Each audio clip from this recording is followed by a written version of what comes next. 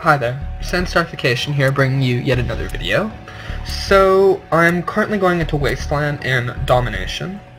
So, I plan to be using the Scar H with a suppressor, and my secondary will be J18 and Kimbo. My perks are Domination class, Scavenger Pro, Hardline Pro, and Steady Aim Pro. Unfortunately, on this class, I'm still using painkillers as I do not have what most people prefer as their death streak, Final Stand, unlocked. So, a major thing about Hardline Pro in this game is the Pro perk itself does not do very much for you. Hardline itself is a perk. It's a very useful and good perk, especially in this game with the implementation of using things such as, for example, one-man army. Using Hardline to be able to earn that kill streak faster to go towards your nuke, and using one-man army to switch to another class such as Danger Close Pro, with a perk such as Danger Close Pro, which improves the damage done by your kill streaks, or switching to a class with Cold-Blooded, which will make it that if the enemy does obtain a UAV while you are in your kill streak, you will not be able to be found quite as easily. So, as you're wondering, if he's talking about going for nukes, how many nukes has he probably got? Well, as you've noticed, as I record every single one of my video, I am around an average player. I may get high scores, but due to my tactics of, well, rush in, get as many kills as possible, not care about deaths, going for points, I do not usually obtain things such as nukes, Moabs, etc. So, I can speak for, I have no idea why I bought my J18 and Kimbo. No, I do not normally do that, but I was not thinking there, and it just sort of happened because I'm used to the Battlefield physics thing, and I felt like using the Battlefield gameplay, and I was thinking about using my 93R. I have no idea why. So, in Call of Duty,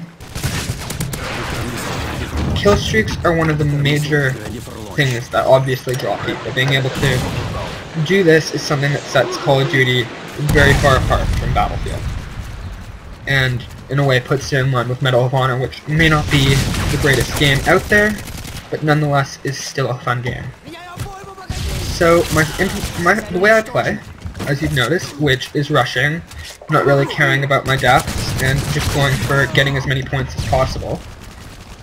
The lower kill streaks definitely suit me, as you've noticed probably. I'm the only one who's called in the kill streak so far this game, because I am aiming lower. I'm understanding that. The way I play, I'm very unlikely to get a nuke, as well as I need to reach level 35 before I will have the nuke unlocked, as I chose to unlock the stealth bomber, as I prefer to aim for the emblem when I'm not using hardline to finish the challenges. So that's just the way I play. Obviously, you people are different, and some of the people watching this may go for nukes and get them on a near regular basis, as compared to the Moab kill streak found in MW3, the nuke is indefinitely easier and harder to get at the same time. The Moab, essentially Specialist, in my opinion, was invented because the Moab existed, or is only truly useful for obtaining a Moab. Specialist is an amazing killstreak system, do not get me wrong, I have tons of experience with it. When it was announced, my first thought was, so now I get to have extra perks on my class, rather than I get to play with 3 extra perks, it will help me with my rushing, and that's just the way it plays. I did not know about the all-specialist bonus, so when MW3 came around, I was of course very surprised to, 1, find out that there was the all-specialist bonus, 2, just to in general find out how well overpowered it was. Unfortunately, Treyarch did not continue the specialist kill streak system in Black Ops 2, which unfortunately I was very disappointed with their choice on that, but nonetheless it was their game, and the pick 10 system, in my opinion, I do not like as much as perhaps the regular kill setup, but I'm sure other people definitely do enjoy the pick 10 system very much and prefer it much more over the regular create a class system, as it gives much more flexibility. So right here, I might have a start silence, but I'm not in a good position. As you can see, there were multiple people who are aware of my position, and I was picked off by an M4A1 with an ACOG sight. So somebody doing something likewise to me, where they're aiming for unlocking all attachments in order to gain the 10,000 bonus XP that is awarded on. Alright, so a major thing is on a map like this, Scrambler is not useful. I talked about Scrambler in one of my earlier videos, and how Scrambler Pro is definitely a useful perk. However, on a map like Wastelands, with a large expanse, where for example, if you, was checking the score as well as trying to do a jump. In fact, actually, that brings me to another topic very quickly. My control scheme is slightly different than your control scheme. So I'll talk about that properly in a minute, but as you can see on Wastelands, it's a very large map, very expansive. So my teammate, Nuke Banger, when he used his chopper gunner, within a very short period of time, got a lot of kills very quickly. So that is definitely one very useful thing about Wastelands. How when you reach certain streaks, such as a chopper gunner, AC-130, or even your Pavlo or Harrier Strike, they become much more useful due to Wasteland's openness.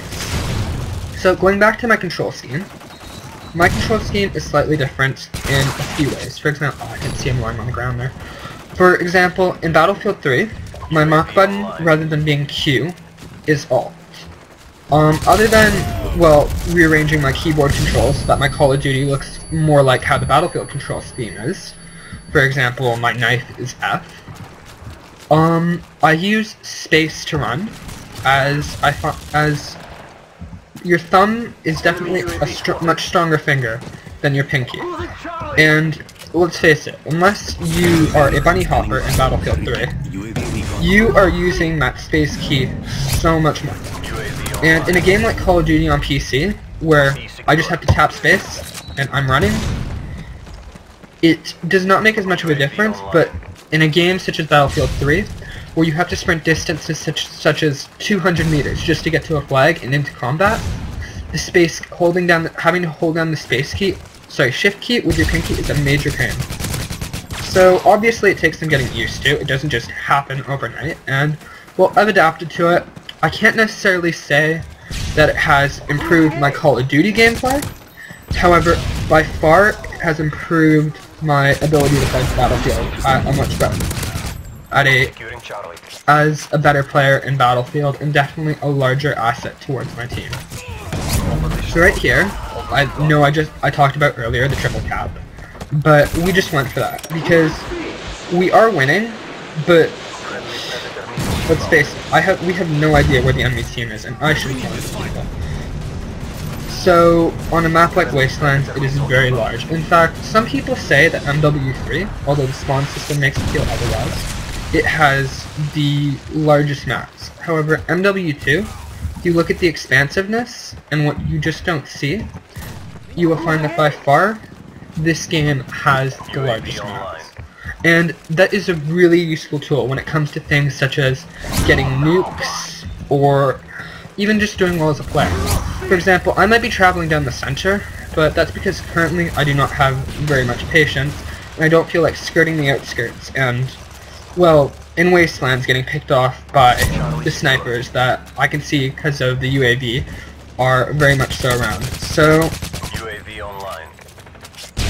If, for example, I was going for a nuke, and I'm going to get killed by that Semtex, and I chose to skirt around the outskirts, it would be 1, harder to see me, 2, there is definitely more cover, as well as it's easier to escape difficult confrontations.